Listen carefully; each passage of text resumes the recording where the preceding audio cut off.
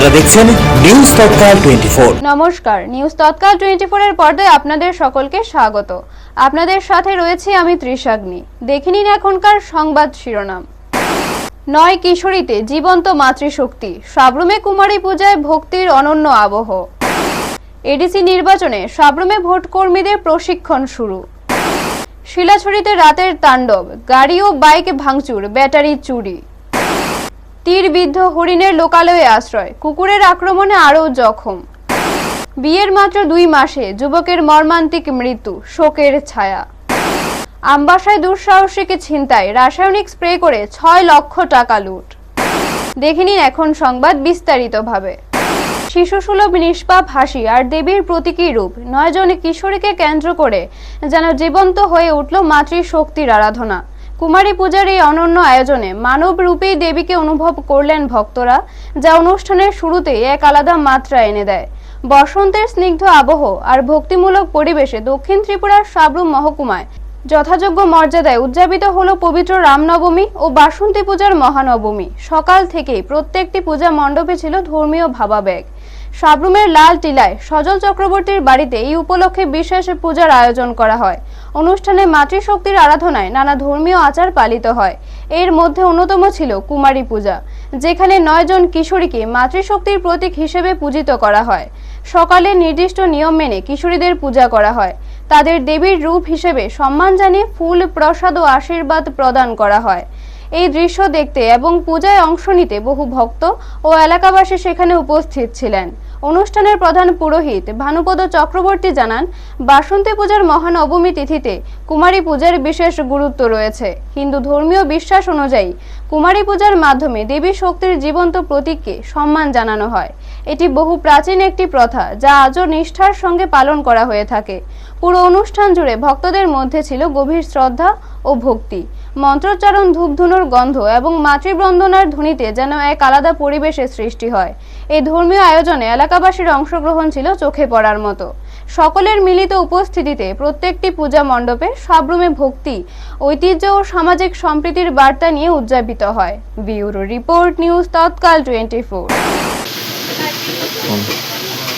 আজ বাসন্তকালীন মহানবমী পূজা উদ্যোক্তা শ্রী শ্রী সন্তোষ কুমার চক্রবর্তী মহাশয়ের চতুর্থ বাসভবনের শ্রী সজল চক্রবর্তী মহাশয়ের বাসভবনের বসন্তকালীন মহাষ্টমী পূজা সম্পন্ন এবং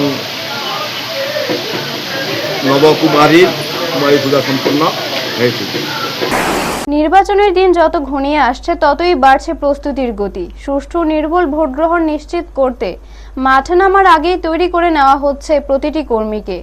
দক্ষিণ ত্রিপুরা জেলার সাবরুম শহরের অফিস টিলায় অবস্থিত ঋষি অরবিন্দ মিলনায়তনে আসন্ন টিটিএ এডিসি নির্বাচনকে সামনে রেখে অনুষ্ঠিত হচ্ছে ভোটার কর্মীদের প্রশিক্ষণ শিবির। শুক্রবার সকাল 11টা থেকে 27 ও 28 নম্বর এডিসি আসনের রিটার্নিং অফিসার সুমন রক্ষিতের উপস্থিতিতে শুরু হয় ভোট গ্রহণের মহড়া।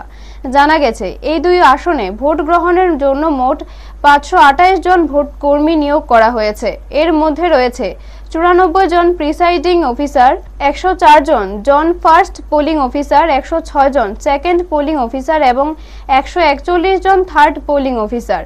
প্রশিক্ষণ শিবিরে ভোট গ্রহণের প্রতিটি ধাপ, দায়িত্ব ও করণীয় বিষয়ে বিস্তারিতভাবে কর্মীদের অবহিত করা হয়। পাশাপাশি বাস্তব পরিস্থিতির অনুকরণে মহড়ার মাধ্যমে তাদের প্রস্তুত করা হচ্ছে, যাতে নির্বাচন দিবসে সুষ্ঠু ও শান্তিপূর্ণভাবে ভোট গ্রহণ সম্পন্ন করা যায়। ব্যুরো রিপোর্ট, নিউজ তৎকাল 24। নিস্তব্ধ রাত হঠাৎই ভেঙে যায় আতঙ্কে। অন্ধকারের সুযোগ নিয়ে দুষ্কৃতীদের তাণ্ডবে ক্ষতিগ্রস্ত হলো একাধিক যানবাহন আর চাঞ্চল্য ছড়ালো পুরো এলাকা জুড়ে। 28 নং শিলাছড়ি মনোবঙ্কুল কেন্দ্রের অন্তর্গত শিলাছড়ি এলাকার বগাজতল গ্রামে গতকাল গভীর রাতে এই ঘটনা ঘটে। অভিযোগ, অজ্ঞাত দুষ্কৃতীরা সেখানে দাঁড়িয়ে থাকা একটি অটো ও কয়েকটি মোটর বাইকে ভাঙচুর চালায়। পাশাপাশি গাড়ি ও বাইক থেকে ব্যাটারি খুলে নিয়ে যায় তারা। ঘটনার পর স্থানীয় বাসিন্দারা বিষয়টি বিজেপি মনোনীত প্রার্থী কংজং মগকে জানায়। জানান। খবর পেয়ে তিনি দ্রুত ঘটনাস্থলে পৌঁছে ক্ষতিগ্রস্তদের সঙ্গে কথা বলেন এবং পরিস্থিতি খতিয়ে দেখেন। জানা গেছে, ক্ষতিগ্রস্তদের পাশে দাঁড়িয়ে কংজং মগ ব্যক্তিগত উদ্যোগে ব্যাটারির মূল্য দিয়ে আর্থিক সহায়তা প্রদান করেন। পাশাপাশি ভবিষ্যতেও এলাকার মানুষের পাশে থাকার আশ্বাস দেন তিনি। এই ঘটনাকে কেন্দ্র করে এলাকার সাধারণ মানুষের মধ্যে আতঙ্কের পরিবেশ তৈরি হয়েছে। স্থানীয়রা দুষ্কৃতীদের দ্রুত চিহ্নিত করে প্রয়োজনীয় ব্যবস্থা নেওয়ার দাবি জানিয়েছেন। ব্যুরো রিপোর্ট, নিউজ তৎকাল 24। নমস্কার, আমার শিলাছড়ি মনোবঙ্কুল কেন্দ্রের অন্তর্গত যেটা বগাজোতা এলডিসি ভিলেজ একটা পাড়া আছে আপনার ওই পুরান বাড়ি। তো সেখানে অনেক বছর যাবৎ এখানে রাস্তা নেই, অনেক সমস্যা। আমি নির্বাচিত প্রতিনিধি হওয়ার পরে 2021-এ সেখানে আমাদের তৎকালীন মুখ্যমন্ত্রী মাননীয় বিপ্লব কুমার দেবজি, তার সাথে আমি অনেকবার দাবি রেখেছি। তো সে তো যেমন রেখেও অনেকবার রেখেছি। সেখানে আমাদের বর্তমান মুখ্যমন্ত্রী সেখানেও আমি দাবি রেখেছি, আমাদের দাবি মান্যতা রেখে এখানে রাস্তা অলরেডি স্যাংশন হয়ে আছে। এটা পরবর্তী সময় কাজ শুরু হবে। কিন্তু এখানে রাস্তা না থাকার ফলে এখানে তারা যেখানে বাইক এবং যারা অটো আছে একটা জায়গাতে রেখে যায়। তো গতকালকে রাত্রে কে বা কারা মনে চোরের মনে হয় কে বা কারা নিয়ে গেছে, স্কুটি থেকে ব্যাটারি, অটো থেকে ব্যাটারি অনেক ভাঙচুর করে গেছে। তো আমি প্রশাসনের কাছে দৃষ্টি আকর্ষণ করব যাতে সুস্থ তদন্ত করে যাতে বের করার জন্য এবং যারা দোষী হবে তাদেরকে শাস্তি দেওয়ার জন্য। নিরাপদ আশ্রয়ের খোঁজে প্রাণ ভয়ে ছুটে এলো লোকালয়ে, কিন্তু সেখানেও মিলল না রক্ষা।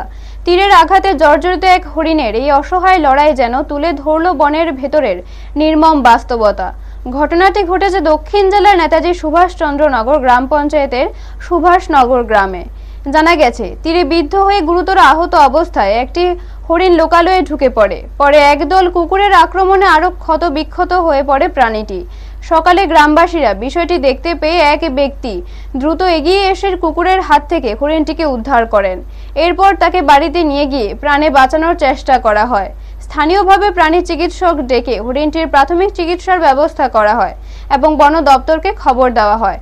পরে বন দপ্তরের কর্মীরা ঘটনাস্থলে পৌঁছে আহত হরিণটিকে উদ্ধার করে তৃষ্ণা অভয়ারণ্যের বন ও বন্যপ্রাণ সংরক্ষণ কার্যালয়ে নিয়ে যায়। ধারণা করা হচ্ছে, চোরা শিকারীদের তীরের আঘাতে আহত হয়ে হরিণটি অভয়ারণ্য থেকে পালিয়ে লোকালয়ে চলে আসে। এই ঘটনায় এলাকায় চাঞ্চল্য ছড়িয়েছে। ঘটনাটি আবারও ইঙ্গিত দিচ্ছে যে অভয়ারণ্যের এখনো চোরা শিকারীদের দৌরাত্ম্য রয়েছে। বিশাল এই বনাঞ্চলে নানা প্রজাতির জীবজন্তু ও পাখি থাকলেও পর্যাপ্ত নিরাপত্তা ও কর্মী সংকটের কারণে তাদের সুরক্ষা ব্যাহত হচ্ছে।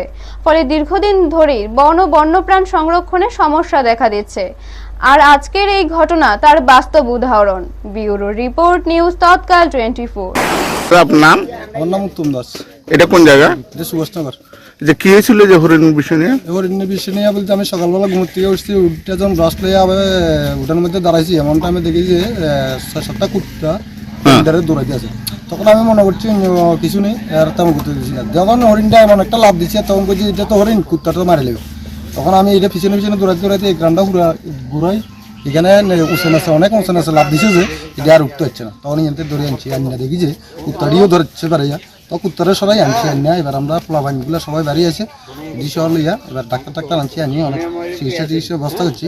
এবার হস্ট অফিসে ফোন করা হয়েছে, এরা ড্যাশ ছাড়া একটা মারুতি গাড়ি নিয়ে আসছে, একজন বাইক নিয়ে আসছে। আইয়া আমরা বুঝতে আসছে যে দিয়ে দেন, আমরা এটা চিকিৎসা করা লাগবো, আমরা এই জচানপুর ডিবো অফিসে লই যাম। তো আমরা কইছি যে ঠিক আছে, আমরা মিডিয়া হোক, মিডিয়া এলে তো দিয়ে দেবো। তো কইছে যে মিডিয়া আইতে ইয়ে যদি মারা যায় আমরা কি করবো? তখন আমরা একটা টেনশন করে গেছি, আসলে তো ঠিক আছে, তখন পরিশ্রম করছি বাঁচানোর লাগে, এখন যদি মারা যায় তাহলে আমরা কি করবো? এই কারণে তখন যখন তারা নিতে চায় আমরা কইছি যে আচ্ছা ঠিক আছে লই যান, তবে নয়নের আগে আমরা সবকিছু ভিডিও করে যাম। তো কইছে যে ঠিক আছে আমরা রাখেন, ভিডিও করি, কোনো সমস্যা নেই। দেখেন আমরা আবার বিকালবেলা সব পোলামান মিললে যদি জচানপুর ডিবো অফিসে আমরা দেখতাম যাবো ওইটা আছে কিনা। হঠাৎই নেমে এলো শোকের ছায়া। নবদাম্পত্যের আনন্দজনক মুহূর্তে মুছে গেল এক মর্মান্তিক ঘটনার ধাক্কায়। আগরতলা গোর্খা বস্তি নতুন পল্লী এলাকায় পারিবারিক অশান্তির জেরে মৃত্যু হয়েছে 28 বছর বয়সী যুবক সুশান্তদের। জানা গেছে, নিজ বাড়িতেই তিনি আত্মহননের পথ বেছে নেন। মাত্র 2 মাস আগে তার বিয়ে হয়েছিল। ফলে এই ঘটনায় পরিবার ও এলাকা জুড়ে নেমে এসেছে গভীর শোক। পরিবার সূত্রে জানা যায়, সুশান্ত দে পেশায় এসি মেশিনের কাজ করতেন এবং হাইকোর্ট সংলগ্ন এলাকায় কর্মরত ছিলেন। ঘটনার আগে তিনি পরিবারের উদ্দেশ্যে একটি চিঠিও লিখে যান বলে জানা গেছে। খবর পেয়ে এনসিসি থানার পুলিশ ঘটনাস্থলে পৌঁছে পুরো বিষয়টি খতিয়ে দেখে এবং প্রয়োজনীয় আইনানুগ প্রক্রিয়া শুরু করে। এই ঘটনায় এলাকায় শোকের আবহ তৈরি হয়েছে। পাশাপাশি পারিবারিক অশান্তির জেরে এমন মর্মান্তিক পরিণতি নিয়ে উঠেছে নানা প্রশ্ন। ব্যুরো রিপোর্ট, নিউজ তৎকাল 24। পাকাজনে জানাইছে এনে হ্যাঙ্গিং করছে, আমরা এ পাইছি এনে ওই সিলিং এর মধ্যে হ্যাঙ্গিং আসলো আর কি, গোলাইন অবস্থায় পাইছি। যেহেতু বোরখা বস্তি Natun Palli, Sushanta De 28 son of Shri Sujit De. Duty আসলাম সকালবেলা এসে সকালবেলা আমি তো ডাকাডাকি করতেছি, আমি তো সকালে গদ্দগর ডাকাইতেছি, তাই খুলে না। তারপরে এদিকটা পিছনটা গেছি, পিছনটা গিয়া জানলা ডাকাইছি, আওয়াজ করে তখন তো মনটা কিরকম লাগবে। শুরু খোলা হয়েছে করে ঘুমাই, শুরু খোলা আমি ডাক দিছি, জানলা খাবাতে খুলছে, খুললে সাথে দুই দরজা আমি দরজা খুলে ঢুকছি, নিশ্চিন্তে বাড়ি ফেরার পথে আচমকাই হামলা, মুহূর্তের মধ্যে ঘটে গেল পরিকল্পিত ছিনতাই, আর হতভম্ব হয়ে পড়লেন ব্যবসায়ী। আমবাসায় ঘটেছে এক অভিনব ছিনতাইয়ের ঘটনা। স্থানীয় প্রতিষ্ঠিত ব্যবসায়ী গৌরচন্দ্র পালের কাছ থেকে প্রায় 5 থেকে 6 লক্ষ টাকা ভর্তি ব্যাগ ছিনতাই করে পালায় দুষ্কৃতীরা। জানা গেছে, রাতে দোকান বন্ধ করে বাড়ি ফেরার পথে বাইকে করে আসা একদল দুষ্কৃতী তাকে প্রথমে ধাক্কা দেয়। এরপর চোখে ও শরীরে বিষাক্ত রাসায়নিক স্প্রে করে অচেতন সদৃশ অবস্থায় ফেলে তার হাতে থাকা টাকার ব্যাগটি ছিনিয়ে নেয়। ঘটনাটি ঘটার পর মুহূর্তের মধ্যে দুষ্কৃতীরা বাইকে চড়ে এলাকা ছেড়ে পালিয়ে যায়। এই আকস্মিক হামলায় আতঙ্কিত হয়ে পড়েন ওই ব্যবসায়ী। খবর পেয়ে পুলিশ ঘটনাস্থলে পৌঁছে তদন্ত শুরু করেছে। এলাকায় এমন দুঃসাহসিক ছিনতাইয়ের ঘটনায় চাঞ্চল্য ছড়িয়েছে এবং নিরাপত্তা নিয়ে উদ্বেগ প্রকাশ করেছেন স্থানীয়রা। ব্যুরো রিপোর্ট, নিউজ তৎকাল 24। রাত্র 10:20 নাগাদ গৌরীপাল দোকান বন্ধ করে যাওয়ার পথে দোকানের 4-5টা বাড়ি পেছনে তার বাড়ি, ওই বাড়ির মিড অবস্থায় একটা বাইক ক্রস করতে গিয়া পড়ছে, পড়ার পরে তার হাত থেকে ব্যাগ টেনে নিয়ে গেছে। ব্যাগে সারাদিনের ব্যবসা সংক্রান্ত খাতাপত্র সবকিছু আছে, দোকানের চাবিসও আছে। এখন যদি প্রশাসন সক্রিয়ভাবে উদ্ধার করে তাহলে আমরা সবাই উপকৃত হব। বাজারের ব্যবসায়ী তরফ থেকে এই আবেদনটা থাকতেছে। কয়টার দিকে হয়েছে ঘটনা? রাত্র 10:20। আচ্ছা, ব্যাগের মধ্যে কত টাকা আসলো? টাকা সংক্রান্ত কইতে পারতো না, রাত্রে বাড়িতে গেলে কইতে পারলো। আচ্ছা, মোটামুটি আইডিয়া আপনার? 2-4 লাখ টাকা থাকতেই পারে। আচ্ছা,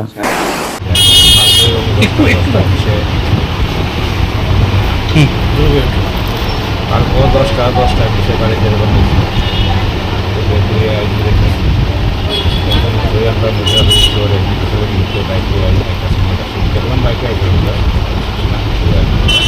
আমার কাছে আইতে মাত্রই আমি মানে নিজেরটা উড়াই দিচ্ছি, মানে একটা দিচ্ছে আমার কিছু আমি আর কিছু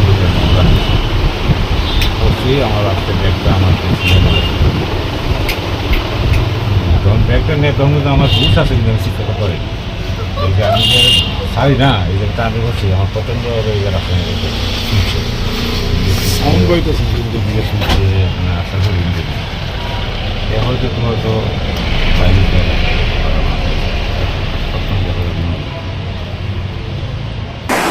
এখনকার মতো সংবাদে এই পর্যন্ত। পরবর্তী সংবাদের জন্য চোখ রাখুন নিউজ তৎকাল 24 এর পর্দায়।